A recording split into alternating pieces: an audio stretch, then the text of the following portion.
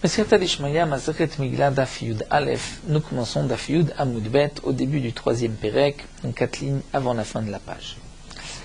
La Mishnah nous enseigne le din que nous avons vu déjà dans Maseret Tumura concernant les Chamesh Chataot Ametot.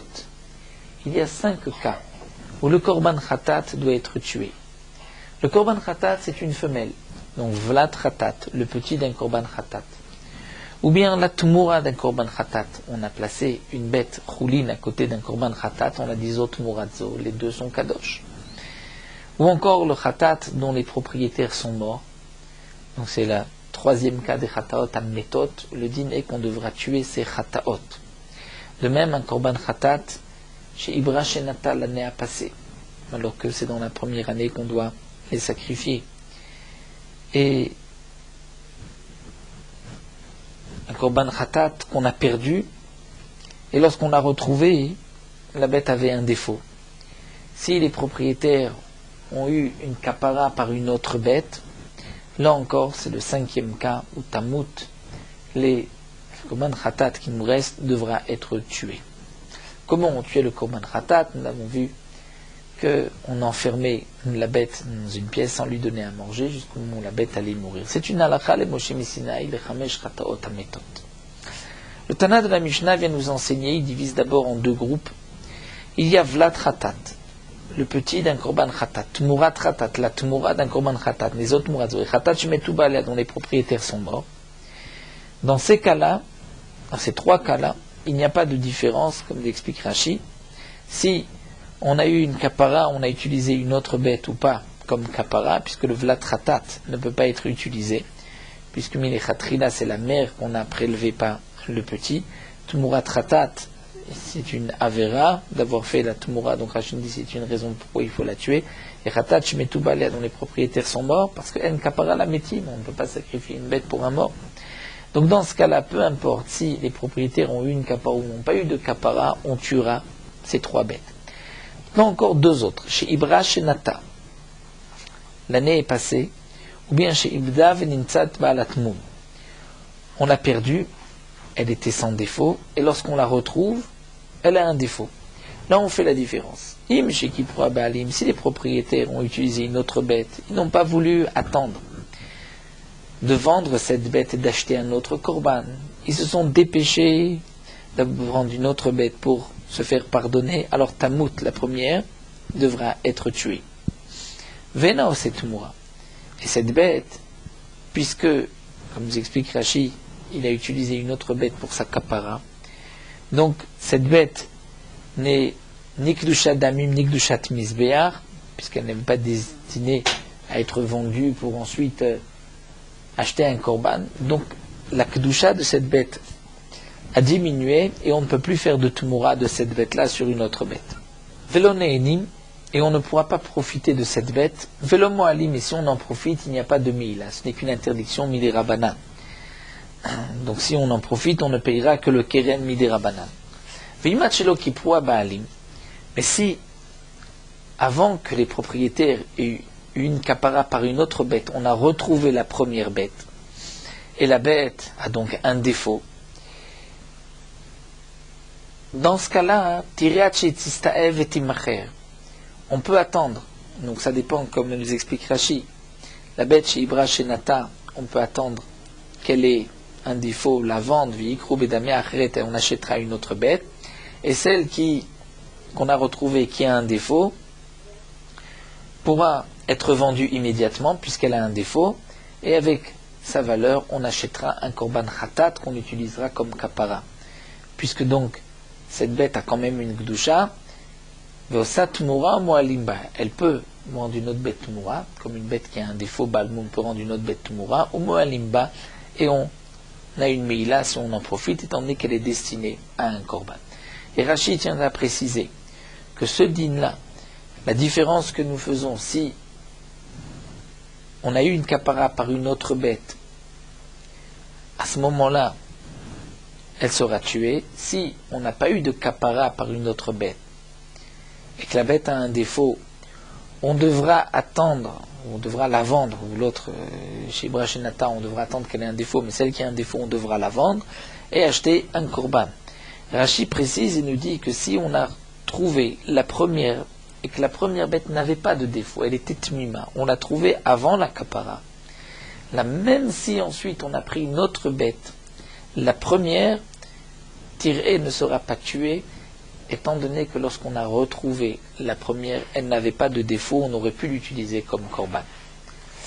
C'est seulement si elle avait un défaut quand on l'a retrouvée, qu'à ce moment-là, si on utilise une autre bête comme kapara, la première doit être tuée.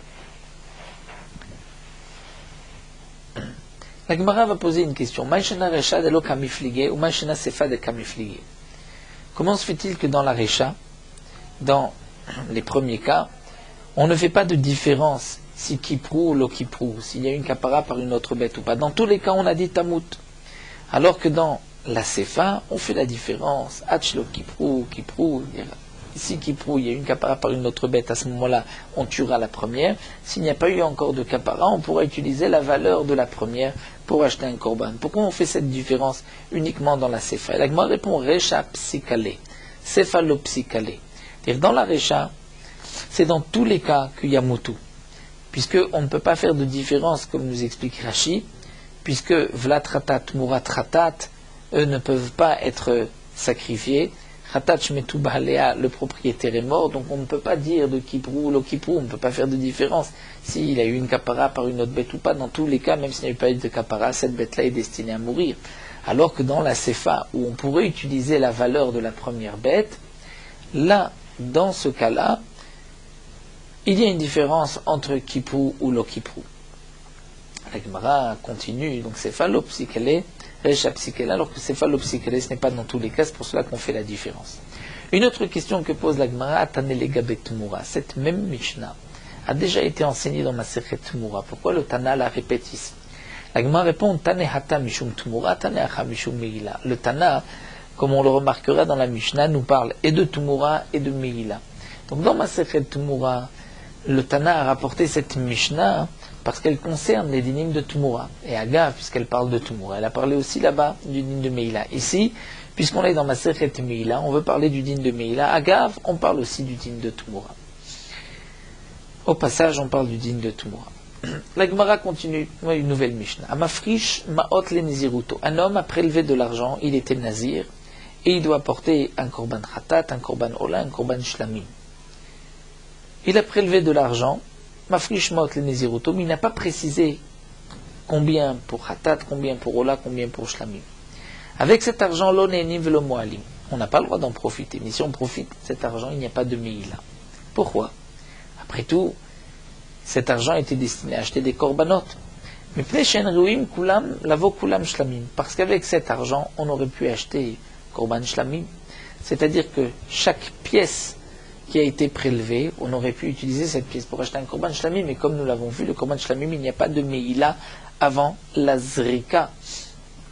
Donc il ne peut pas y avoir de meila sur toute la somme, puisque chaque mané, chaque pièce aurait pu être utilisée comme shlamim. Et donc on va aller la kula, comme nous dit Rashi, pour ne pas apporter un korban meila dans la hazara qui risque d'être chulin bazara. Un autre dit met, un homme était nazir, il est mort, vayulo maot, et il avait prélevé de l'argent pour ses korbanot, stumim. Si l'argent n'avait pas été au départ divisé, il n'avait pas dit ça c'est pour mon korban khatat, c'est pour la pour shlamim, ipelu lindava, tout l'argent, toute la somme sera utilisée pour l'indava, on achètera des korbanot sur le misbéach. C'est une halakha, nous dit Rachel Achal Moshe Misnaï, Maot Mefurashim. Mais s'il avait précisé tant pour korban khatat, tant pour korban ola, tant pour korban shlamim, dme khatat yelchou le yam hamelach. La valeur du korban khatat devrait être jetée yam hamelach, c'est khatat shemetu ba'aleh. Et donc l'onéni velo moalim, c'est-à-dire le propriétaire est mort. L'argent doit être jeté le yam hamelach. Il n'y a plus de meila puisqu'elle n'est pas destinée, cet argent n'est pas destiné au korbanot. Donc on n'en tirera pas profit des rabanan, mais il n'y a pas de meila. De meola, la valeur du korbanola qui avait été prélevé. Il y a viola, on apportera un korbanola. On apportera un korbanola en tant que doron, que cadeau, mais pas en tant que kapara puisqu'il est mort. Au mot alimbaem, il y a une meila puisque cet argent est destiné à être utilisé comme korban ola. Deme shlamim, l'argent qui avait été destiné pour le korban shlamim. Il y a vu au shlamim, on apportera un korban shlamim. bien que le korban shlamim est toujours mangé, l'ishnei yamim velayla echad, le jour où on sacrifie le korban shlamim, la nuit et le lendemain jusqu'à la tombée de la nuit. Mais ici, puisque c'est un shlamé nazir qui lui-même est mangé que les yom velayla, sera mangé nechalim les yom echad, comme le shlamé nazir. Ventunim lechem, mais on n'apportera pas de pain. Bien que le nazir doit apporter des pains, mais ici il n'y a plus de nazir puisqu'il est mort. Donc nous avons vu que si un homme était nazir, avait prélevé de l'argent pour ses corbanotes et il est mort, s'il n'avait pas défini tant pour tel et tel korban, tout l'argent sera utilisé pour l'indava, pour acheter des corbanotes. Dava, c'est corbanotes ola. Si il avait précisé, donc il y aurait un din particulier pour khatat, pour ola et pour shlamim. Khatat sera jeté, cet argent de yamamela. Ola, on sacrifiera, et shlamim, on sacrifiera comme un korban shlamim. Matkifle Resh Lakish. Resh Lakish pose la question, Velitne Name, pourquoi ce n'est pas marqué dans la Mishnah, Mafrish Ma'ot Likinim, que si un homme a prélevé de l'argent, Likinim, c'est-à-dire pour acheter 2 oiseaux, que l'onéenim velo moalim, que il n'y a pas non plus de meila, c'est-à-dire, nous explique Rashi, étant donné que Resh Lakish a vu dans la Mishnah que si un homme a prélevé de l'argent pour le Nézirut, et dans la Nézirut, il y a 3 korbanot. Il y a Khatat, Ola, mais il y a aussi Shlamim. Donc, puisque cet argent peut servir pour Shlamim, il n'y a pas de Meila. Donc, nous voyons ici que de l'argent qui peut être utilisé pour autre chose où il n'y a pas de Meila, donc c'est pour cela qu'il n'y a pas du tout de Meila sur toute la somme. Alors, on devrait dire qu'un homme qui a prélevé de l'argent pour acheter 2 oiseaux, les kinim, alors là aussi, l'onénim, velo moalim, il ne devrait pas y avoir de Meila. Bien sûr, une interdiction des Rabbanan d'en profiter, mais il ne devrait pas y avoir de Meila. Pourquoi? Parce qu'on pourrait utiliser avec cet argent, acheter des oiseaux qui sont psulim, comme korban, des torim dont le zman, ils sont trop jeunes. Le yezmanam, parce que les torim doivent être un peu plus âgés, les bnei yona, les colombes doivent être petits, bnei yona. Si avar zmanam, temps à passer, c'est-à-dire s'ils sont un peu jaunes, trilat saov, et pasoul, et pour l'un et pour l'autre, dire pour l'un parce qu'il n'est pas encore assez vieux, pour l'autre parce qu'il est trop vieux, eh bien, puisqu'il pouvait avec cet argent-là acheter ces oiseaux, et que c'est un korban qui n'est pas caché, donc on devrait dire qu'il n'y a pas de meila, donc ça ne s'appelle pas Mekoche Hashem. Amarava, Rava dit, je ne comprends pas la question. Amra Torah b'mot stumim aveshlamim. Lorsqu'un homme a prélevé de l'argent pour sa nézirut, la Torah a dit dans cet argent, il y a une partie qui est pour shlamim. Donc une partie de cet argent est destinée shlamim, et shlamim, il n'y a pas de meila. Donc on peut dire que chaque mané, chaque pièce était peut-être destinée au korban shlamim. Mais ici, Amra Torah vetorim chez lui manam, au bnei yona shavar zmanam chez Nenruim la misbear, avec un point d'interrogation. Est-ce que la Torah t'a dit d'apporter des korbanot qui sont psulim? Est-ce que la Torah t'a dit d'apporter des corbanotes qui ne vont pas être sacrifiés sur le misbéach? Non. Donc tu ne peux pas dire que chaque pièce était peut-être destinée pour acheter un tel korban. Ça, c'est la réponse de l'Agmara. On continue Rabbi Shimon Omer. Nous avons une nouvelle Mishnah. Rabbi Shimon nous dit Hadam kal bitrila vechamur besofo. Le sang, au départ, il est kal, il est léger, son din est léger. Mais à la fin, il est chamour. Il est plus grave, plus strict. Alors que les nesachim, les nesachim ont versé sur le misbéach, le vin qu'on versait sur le misbéach, Chomer betrilatan, c'est chamour au départ, mais c'est kal besofan par la suite. C'est-à-dire, dam betrilato en moali, le sang, il n'y a pas de meila dans le sang. Comme on l'apprend d'un pasouk, nous en verrons dans la Gemara, il n'y a pas de meila pour le sang. On apprend d'un pasouk que le sang du korban n'a pas de meila. Si on profite du sang, il n'y a pas de meila. Donc, il est calme. Mais yatzal en achal kidron, une fois que le sang a été jeté, puisque le sang qui coulait sur le misbéach ensuite coulait jusqu'au du Bet Hamikdash, du Inrigol, coulait jusqu'au Nachal Kidron. Et dans le Nachal Kidron, il y avait midirabanan une meila. Il y avait une meila, puisque ce sang était utilisé ensuite comme engrais pour les jardiniers. Donc c'est une meila midirabanan. Donc on voit que le sang au départ n'a pas de meila, et donc il est calme, mais après, il y a Tzad Nachal Kidron, une fois qu'on l'a versé sur le misbéach, qu'on a jeté, qu'il coulait, il sortait du Bet Hamikdash, Nachal Kidron, il y avait une meila midirabanan. Donc il est chamo. Alors que les Nesachim, c'est le contraire. Bitrilatan moalim baem. Lorsqu'on a préparé le vin, il y a une meila. Yardou les chitines, une fois qu'on a versé, et que ça a tombé dans les chitines du Misbéar, dans les trous du Misbéar, là, en moalim ba'em, il n'y avait plus de Meila. Nous allons bien sûr expliquer la source de ces dinim-là dans la Gemara. Ma va nous rapporter une braïta. Tanu Rabbanan, la Gemara nous rapporte la braïta. Moalim bedamim divrei Rabbi Meir. Il y a une Meila si on profite du sang. Du sang, un korban d'une bête, il y a une Meila divrei Rabbi Meir. Rabbi Shimon. Les Chachamim disent non, en moalim, il n'y a pas de Meila sur le sang. Maïtama demande à Amar en moalim. Quelle est la raison de celui qui pense qu'il n'y a pas de Meila sur le sang? Amar Oula. Oula nous explique, Amar Kra, le Pasuk, a dit Ve'ani netativ lachem. Et moi je vous ai donné, c'est marqué Kinefesh Abasar Badam Hi, c'est-à-dire que l'âme de la bête se trouve dans le sang. Ve'ani netativ lachem ala mizbech lechaper nafshotechem. Et je vous ai donné ce sang-là pour vous, pour que vous puissiez l'asperger sur le mizbeach et ainsi être pardonné. Donc, Oula nous explique que puisque c'est marqué lachem, je vous ai donné lachem pour vous le sang, c'est-à-dire chez lachem, ou pas seulement pour vous, c'est-à-dire pour que vous puissiez avoir une kapara, pour que vous puissiez l'asperger, mais lachem chez lachem, il est à vous. Donc, puisqu'il est à vous, il n'y a pas de meila. Debe Rabbi Ishmael Tana, une braïta du Bet Midrash de Rabbi Ishmael, on a dit, d'un autre mot du pasouk, puisque c'est marqué que ce pasouk, dans ce même pasouk, c'est marqué que le sang, Fani netativ lachem, je vous l'ai donné, effectivement, la misbeach lechaper, pour avoir une kapara. Donc de là, on va apprendre les kapara netativ velo le meila, que le sang n'a été donné que les kapara pour qu'on puisse avoir une kapara, qu'on puisse l'asperger et être ainsi pardonné, et que le korban soit agréé. Mais donc, on apprendrait de là aussi que les kapara velo le meila, qu'il n'y a pas de meila. Troisième possibilité, troisième opinion, d'où est-ce qu'on apprend que le sang, il n'y a pas de meila. Rabbi Yochanan Amar. Rabbi Yochanan dit à Markra, puisque la Torah nous enseigne, dans ce même pasouk, une autre partie de ce pasouk qu'on peut être d'Oresh, c'est marqué Ki Adam hu banefesh yechaper. À la fin du pasouk, car le sang hu banefesh, il est dans l'âme, yechaper, il pardonnera, c'est-à-dire que on aura une kapara par la zrika. Et donc on va apprendre que l'ifne kapara kele achar kapara. Après la kapara, on est sûr qu'il n'y a pas de meila une fois qu'on a aspergé le sang. Eh bien, on va dire que l'ifne kapara, avant d'avoir aspergé le sang, c'est comme l'achar kapara, comme après. Ki adam banefesh yechaper. De là, on apprend de ce pasouk que l'ifne kapara, c'est comme l'achar kapara.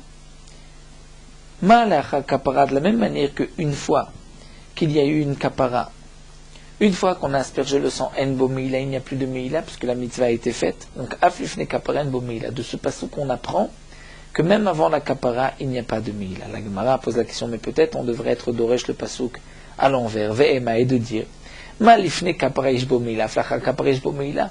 Peut-être que le pasuk viendrait nous apprendre que même après la kapara, même après avoir aspergé le sang, il y a quand même une meila. De la même manière qu'avant il y a, peut-être qu'après aussi il y a. Pourquoi on est d'oresh le pasuk? Que de la même manière que après il n'y a pas de meila, donc avant il n'y a pas de meila. On n'a qu'à dire le contraire. Avant il y a une meila, donc après aussi il y a une meila. Donc on n'a qu'à dire que aflacha kapara yeshbo meila. La Gemara veut répondre et veut dire, mais verish radavar shenasit mitzvato yeshbo meila. Est-ce possible de dire qu'après la kapara, une fois qu'on a aspergé le sang, il y a encore une meila, si on profite de ce sang, puisque la kapara s'est faite, donc nasit mitzvato, la mitzvah a été accomplie, normalement il n'y a plus de meila. La Gemara dit, mais pourquoi pas Amai. Amaïlo, pourquoi on ne dirait pas que bien que la mitzvah a été faite, il y a encore une meila? Nous trouvons par ailleurs, Vare, Trumat Adeshen. Trumat Adeshen, comme nous l'avons vu, on prenait un peu de cendre le matin et on le posait à côté du misbéar. Shenase mitzvato, la mitzvah a été faite, et pourtant Yeshbo meila, il y a une meila, parce que c'est marqué Vesamo, on le mettra à côté du misbéar. Et de là, on apprend qu'on le mettra, on le laissera là-bas. Il était englouti par le sol, mais on ne peut pas en profiter. Donc voici un cas de Trumat Adeshen, où la mitzvah a été faite. Et il y a quand même une meila de ce pasuk Vesamo.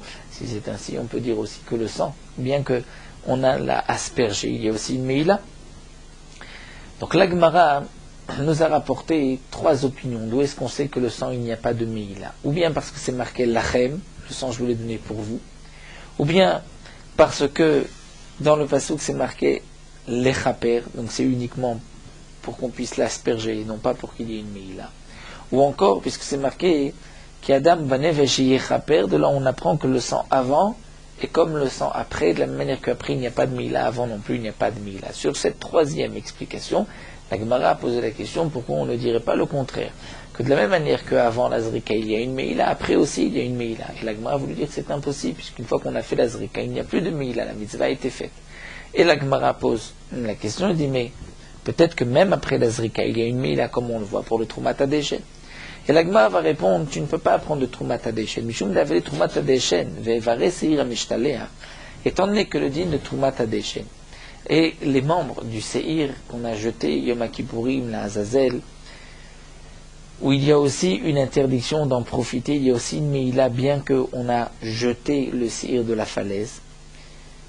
Ce sont deux psukim shne ktuvim abayim kechat qui disent la même chose, qui disent que bien que la mitzvah ait été accomplie, il y a encore une meila. Et nous avons un principe, que lorsque nous avons deux psukim qui disent la même chose, on ne peut pas apprendre pour ailleurs, pour dire que ailleurs aussi, bien que la mitzvah ait été accomplie, il y a encore une meila. Puisque la Torah nous a dit dans ces deux endroits que bien que la mitzvah ait été accomplie, il y a encore une meila, c'est pour nous dire qu'ailleurs, lorsque la mitzvah est accomplie, il n'y a plus de meila. Donc pour le sang, je ne peux pas dire qu'une fois qu'on a aspergé le sang, il y a encore une meila. Mais la Gemara continue à dire de dire qu'il y a deux psukim qui nous enseignent que bien que la mitzvah est accomplie, il y a encore une meila. C'est uniquement d'après celui qui pense que les membres du Sir et Mishtaliar, on n'en profite pas. Ni même. Et qu'il y a donc une meila. Et là, les man d'Amarne ni même. Mais celui qui pense qu'on peut en profiter, qu'on peut profiter des membres, et on l'apprend du Midbar, dit Rashi, puisqu'il est considéré comme le désert, donc on peut en profiter, parce que c'est marqué qu'on le jette, et les Retz Gezera, il est comme le désert. Donc d'après ce man d'Amar, qu'on peut en profiter. Donc on voit que lorsque la mitzvah est accomplie, il n'y a plus de meila. Donc Maïka Limimar, nous avons maintenant qu'un seul pasouk, Trumat HaDeshen, ou bien que la mitzvah a été accomplie, il y a encore une meila, mais on pourrait apprendre de là, pour le sang, que bien que la mitzvah est accomplie, il y a encore une meila, et donc la question revient. La Gemara va répondre non. Mishum davei Trumat HaDeshen bigdei keuna shnektuv bam kechat. Trumat HaDeshen et les habits du Kohen Gadol sont deux psukim qui disent la même chose, qui disent que bien que la mitzvah a été accomplie, il y a encore une meila. Vechol shnektuv bam kechat en melamdim, deux psukim qui disent la même chose, on ne va pas apprendre pour ailleurs. Mais là encore, dit la Gemara, nicha le Rabbanan d'Amri v'nicham sham. Ceci est valable d'après les Chachamim qui disent que le Kohen Gadol, lorsqu'il avait terminé la voda du Yom Kippourim, il devait enlever ses habits. Et la Torah nous dit, Vini Chamsham, il les posera là-bas. Et de là, on apprend, Melamed Shitun Gniza, il faut les enterrer. Parce que sinon, il y a une Meila. Donc, Shapir, c'est vrai que j'ai deux psukim qui nous disent que bien que la mitzvah ait été accomplie, il y a encore une Meila, Trumat HaDeshen et les Bigdei Keuna. Et donc, je ne peux pas apprendre de ces deux psukim pour le sang. Le sang, une fois que la mitzvah a été accomplie, il n'y a plus de Meila. Mais d'après Rabbi Dosa d'Amamuta d'Ishtamesh Bem Kohen Ediot, mais d'après Rabbi Dosa qui a dit que ce qui est marqué dans le passouk Vinicham Sham, c'est-à-dire que le Kohen Gadol, lui, ne pourra plus remettre ses habits, qu'il avait les 4 habits de Yom Kippourim pour un autre Yom Kippourim, mais un Kohen Ediot, un simple Kohen, pourra lui les utiliser. Donc il n'y a pas de Meila. Donc d'après Rabbi Dosa, Maïkalemar, la question revient, nous n'avons qu'un seul passouk, que lorsque la mitzvah était accomplie, il y a encore une Meila, donc on pourrait apprendre pour le sang. Et la Gemara va répondre, Mishum davei Trumat HaDeshen ve'egla harufa shnekt v'bam kechat. J'ai encore un autre din, c'est egla harufa. Egla harufa, la génisse, lorsqu'on a trouvé un mort entre deux villes, qu'on doit porter une génisse et puis briser la nuque. Là aussi, une fois qu'on a fait la rifat egla, la mitzvah est terminée, pourtant il y a une meila, on a une interdiction d'en tirer profit. Donc, puisque nous avons l'interdiction aussi de ce passouk-là, nous avons deux psukim qui disent la même chose, et donc, nous voyons que uniquement dans ces deux endroits, lorsque la mitzvah a été accomplie, il y a encore une meila, pardon, mais ailleurs, il n'y a plus de meila. Mais la Gemara termine avec une dernière question. Ceci est valable d'après celui qui dit que lorsque j'ai deux psukim, je ne peux pas apprendre pour ailleurs. Et là, le mandamar melamdi, mais celui qui pense que même lorsqu'il y a deux psukim qui disent la même chose, je peux apprendre pour un troisième endroit et dire que là-bas aussi, dans ce troisième endroit, malgré que la mitzvah a été accomplie, il y a encore une meila. Donc on n'a qu'à dire que malgré que la mitzvah a été accomplie, la zrika, il y a encore une meila pour le sang. Donc maïka lenumar. Et l'agma répond, ici c'est différent parce que très miouté. Il y a deux miout, ktivé. Puisque ktiv hatam, à propos de la egla arufa, c'est marqué ha-arufa. Egla ha-arufa avec un he, qui vient dire que bien qu'on lui a brisé la nuque, il y a encore une meila. Vektiv hatam, et c'est marqué à propos de Trumat HaDeshen, Vesamo etzel HaMizbeach. Vesamo, le vav, vient dire qu'on le mettra, donc lui uniquement, bien que on a accompli la mitzvah, il y a encore une meila, donc je dirais dire, Anein Mideachimelo, c'est uniquement dans ces deux endroits, puisqu'il y a un passouk qui précise, il y a un mot en plus, mais pas ailleurs. Et donc, revenons à la question du départ. On avait voulu apprendre que le sang, de la même manière qu'avant la zrika, il y a une meila, donc après la zrika, il y a aussi une meila, ça c'est impossible. Puisqu'une fois qu'on a fait la zrika, il n'y a plus de meila, puisqu'il n'y a que deux exceptions, comme nous l'avons vu ici, où il y a une meila, bien que la mitzvah a été faite. Donc, on est obligé de dire que puisque après la zrika, il n'y a plus de meila, donc maintenant on va apprendre que même avant la zrika, il n'y a plus de meila, et donc nous avons ici trois manière d'être d'Oresh, trois sources différentes, donc dans cette marloquette, d'où est-ce qu'on apprend que le sang, il n'y a plus de meila. Donc ou bien on apprend de lachem, ou bien on apprend les chaper, ou bien on apprend qu'Adam banefesh yeh chaper, que avant la kapara, c'est comme après la kapara, et donc il n'y a pas de meila. On continue avec ce que nous avons vu dans la Mishnah, Nesachim, Vitrila, Moalim, Baem. C'est marqué que les Nesachim, le vin qu'on doit verser sur le Mizbeah, il y avait des trous dans le Mizbeah dans lesquels on versait le vin, sur les côtés, sur le Keren, au moment des Korbanot, le Nisur Chayaim. Petrilatan, au départ, lorsqu'on a sanctifié ce vin, il y a une Meila, mais lorsqu'il y a d'où les chitines que c'est tombé dans ces trous, dans cette cuve où on récupérait le vin, il n'y a plus de Meila. Alors la Gemara va nous dire Lema matnitim de Rab Elazar Rabbi Tzadok. On n'a qu'à dire que notre Mishnah, ce n'est pas comme Rab Elazar Rabbi Tzadok. Pourquoi? Détania. Rab Elazar Rabbi Tzadok omer Lul katanaya. Il y avait une petite fenêtre. Ben kevesh la misbeach. Entre cette pente, cette rampe qui montait jusqu'au misbeach, qui nous permettait de monter jusqu'au misbeach, et le misbeach. Il y avait comme une petite fenêtre. Bema aravo. Shel Kevesh, à l'ouest de cette rampe. Achat et Shivim Shana, une fois tous les 70 ans. Pirekeuna, les jeunes Kohanim Yordimbo, descendaient par cette fenêtre. Donc ils descendaient, c'était en dessous le Misbeach, Omevim, dans le Misbeach, Omevim, il y a une carouche. Et ils amenaient le vin qui avait séché, chez Oudomé les goulets d'Evela, qui ressemblait à des rhumbes, c'est-à-dire à des pains de figues, comme les goulets des vélas, des figues écrasées, qui étaient donc écrasées dans un tonneau, comme un pain de figue. Donc le vin ressemblait au goulets des vélas, et sorfim, au tob kedusha. On devait prendre ce vin et le brûler bigdusha, c'est-à-dire dans un endroit kadosh, puisque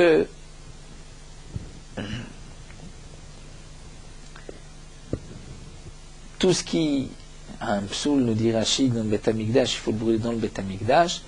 Et chez Nehema, comme c'est marqué, Kodesh, Aser, Neser, Shechar, Lachem. Donc dans le Kodesh, tu le verseras pour Akadosh Baruch Hu sur le Mizbeach. Et donc de là, on apprend que Shem Shenisucha Bigdusha, car Srefata Bigdusha. De même, lorsqu'on versait sur le Mizbeach, c'était Bigdusha. Donc de même, Srefata, on le brûlera Bigdusha. Donc, puisque c'est marqué dans la Mishnah que Yardou les Chitines, une fois que c'est tombé dans ces nouveaux En Moalim, il n'y a plus de Meila, ce n'est pas comme Rab Elazar Rabbi Tzadok, puisque Rab Elazar Rabbi Tzadok pense que même lorsque c'est descendu, lorsque ça a séché, on devait ensuite le brûler Bigdusha. Donc s'il exige une Srefa Bigdusha, c'est qu'il y a encore une Meila. La Gemara va juste expliquer Rab Elazar Rabbi Tzadok. D'abord, Maï Mashma, comment on apprend du Pasuk Bakodesh Aser Neser Shechar Lachem, que le Nisur se fait Bigdusha dans la Srefa aussi. Famar Avina Tie Kodesh Kodesh. On va apprendre par une Zerachava Kodesh Kodesh. Ktiv Acha, ici c'est marqué Bakodesh. Vektiv Atam Vesarafta et Anotar Baesh Velo Yoral Ki Kodesh Nem. C'est marqué que Kodeshu. Lo yachel ki kodeshu. C'est marqué que le notar devrait être brûlé. Il ne sera pas mangé ki kodeshu. Et à propos donc du Nissour, c'est marqué ba kodesh. Donc on apprendra kodesh kodesh, ma notar srefato bigdusha. La même que le notar était brûlé, afin il avait lui aussi, c'est-à-dire le vin, et devait être brûlé bigdusha. Donc la Gemara nous explique comment on apprend du pasouk que le vin était brûlé bigdusha par une zerachava de kodesh kodesh. Donc la question de la Gemara, c'est est-ce que le Tana de la Mishnah, ce n'est pas Rabbi Elazar Rav Tzadok, puisque d'après Rabbi Elazar Rav Tzadok, il y a encore une Gdusha, et chez nous c'est marqué En Moalim Bahem. La Gemara répond Afilu tema Rabbi Elazar Rav Tzadok. On peut aussi expliquer notre Mishnah d'après Rabbi Elazar Rav Tzadok. Ou Matnitin, on va suivre la Girsa du bar, des Iklat. Notre Mishnah, on parle dans le cas des Ikalat, c'est-à-dire que si ce n'est pas tombé sur le sol, si avant de tomber, c'est-à-dire du trou du misbéach, avant que ça tombe, ça touche le sol, on l'air rattrapé le vin, c'est là qu'il n'y a pas de meïla. Mais lorsque ça tombait sur le sol était mekadesh le vin, et c'est pour cela que d'après Rabbi Elazar Rav Tzadok, il fallait le brûler bigdusha. Donc la Gemara répond que même Rabbi Elazar Rav Tzadok est d'accord que c'est seulement avant que ça tombe sur le sol qu'on pouvait prendre le vin, qu'il n'y avait pas de meïla sur ce vin-là, puisque la misère a été accomplie. Mais une fois que c'est tombé, c'est vrai qu'il y a une kedusha. Et Kadamré, d'après une autre version, l'em matnetim kirablaza Rav Tzadok. Est-ce qu'on va dire que notre Mishnah, c'est uniquement d'après Rabbi Elazar Rav Tzadok, ne s'expliquera d'après lui que des ikalat, que si on a pris vos vols avant que ça tombe, mais que si c'est sur le sol, donc c'est vrai que là il y a une kedusha. Et la Gemara va répondre Amrelo, non, tu n'es pas obligé d'expliquer ainsi, et tu peux dire de l'oiklit, qu'on n'a pas attrapé sur le vol, ou midera banane. C'est-à-dire que midera banane, il faut le brûler. C'est-à-dire qu'en vérité, il n'y a pas de meïla, on assume la girsa du bar, il n'y a pas de meïla, mais pourquoi il faut brûler d'après Rabbi Elazar Rav Tzadok, ce n'est que midera banane. La Gemara demande Ve'akra kana sivla, pourtant il y a un passouk qui a été rapporté, Kodesh Aser Neser. La Gemara répond non, c'est juste une asmarta, une allusion dans le passouk. Donc d'après cette deuxième version, la Gemara voudrait dire que même d'après Rabbi Elazar Rav Tzadok, une fois qu'on a versé le vin, il n'y a plus de meïla. Si c'est vrai que c'est marqué, d'après Rabbi Elazar Rav Tzadok, qu'on doit brûler le vin, on doit le brûler, ce n'est que midera banane. Il y a une autre version dans Rashi, où Rashi disait Ika de Amré, que notre Mishnah, c'est peut-être comme Rabbi Elazar Rav Tzadok. Pourquoi? Puisque, nous explique Rashi, c'est marqué Yardou les Shittim, que c'est tombé. Donc ça ne peut, et qu'il n'y a pas de meïla, ça ne peut être que d'après Rabbi Elazar Rav Tzadok. Pourquoi? Parce que c'est Rabbi Elazar Rav Tzadok qui pense qu'il y avait une petite fenêtre et on pouvait ensuite aller récupérer le vin. Mais d'après les Chachamim pensent que le Misbéach était creux, donc il y avait un trou, et le vin descendait jusque au fond de la terre, dans le Tehom. Et donc d'après les Chachamim, on ne peut pas récupérer le vin puisqu'il tombe à Datéom. Donc comment on peut dire En Moalim Bahem? Donc si le Tana nous parle de Yardou Lishtim En Moalim Bahem, c'est qu'obligatoirement c'est d'après Rabbi Elazar Rav Tzadok, puisque si c'est d'après les Chachamim, on ne peut pas récupérer le vin. Il tombe, ce n'est pas sur le sol, il n'y a pas un endroit où on récupère le vin. Le vin tombait, il y avait un trou jusqu'au fond de la terre, jusqu'au milieu, jusqu'au Théom. Et la Gemara va répondre non, Afilu temara banan, veikalat. C'est-à-dire que les Chachamim voulaient dire que si, avant que ça tombe dans le Théom, donc tu l'as rattrapé, il n'y a pas de migla. Ça c'est une version aussi d'après Rashi. On va s'arrêter à ces deux explications. Retournons à la Mishnah. Nous terminons sur Meorot HaHalacha, Daf Yud Aleph.